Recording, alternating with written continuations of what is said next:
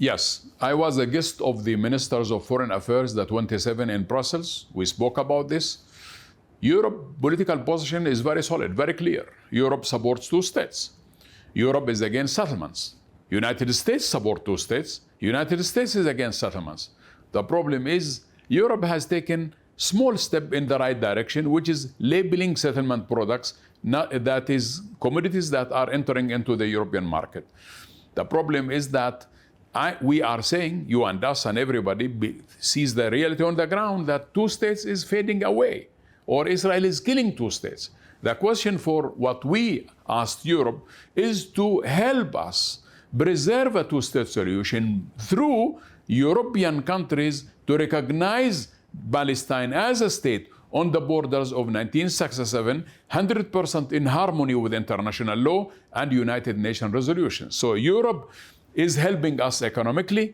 European political position is very solid, but we need Europe to really move another step forward in the direction of making Israeli occupation costly by putting sanctions on Israel as a colonizing power, and also to recognize Palestine as a state on the borders of 67. If we really believe in two states, we need to act today, because tomorrow is going to be too late. So what Israel is planting on the ground, the fait accompli that Israel is creating on the ground, has been designed to kill every possibility of a future Palestinian state, including settlements, settlers, incursion, control over water resources, control of exit point, entry point, and so on and so forth. If we miss the opportunity of two states, then where are we heading? We are heading into a one-state reality, but not a one-state solution, which means that Israel will lose its character as democratic as they claim, or as Jewish as they claim. And Israel is going to be in the same way that it is today, an apartheid state. We are going into the South Africanization of the Palestinian-Israeli question. The relationship among Arab countries has been dictated with something called Arab consensus on the Arab summit that has taken place in Beirut in 2002.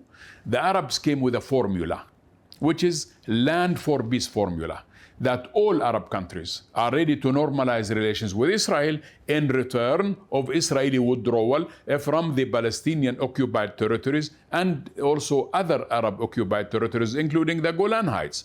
So all Arab countries are ready to normalize with Israel, if Israel is ready to end its occupation. Now, there are certain Arab countries who wanted to go in a different direction to break the Arab consensus.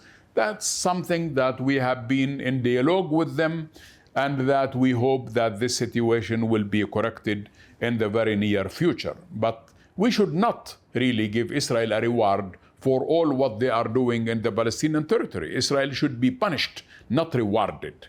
And that is where we hope that things will be taken in a totally different direction. Oslo Agreement was about normalizing relations. Yasser Arafat exchanged letter of recognition with Ishaq Rabin, the Prime Minister of Israel, on September 9th, 1993. But unfortunately, the whole peace process has been interrupted, and now Netanyahu wanted to take things to a totally different direction, to say that Palestinian cause is not the core of the conflict in the region. Netanyahu is wrong, because whatever normalizing between any Arab country without solving the Palestinian problem, the conflict will continue. Settlers and soldiers are the same.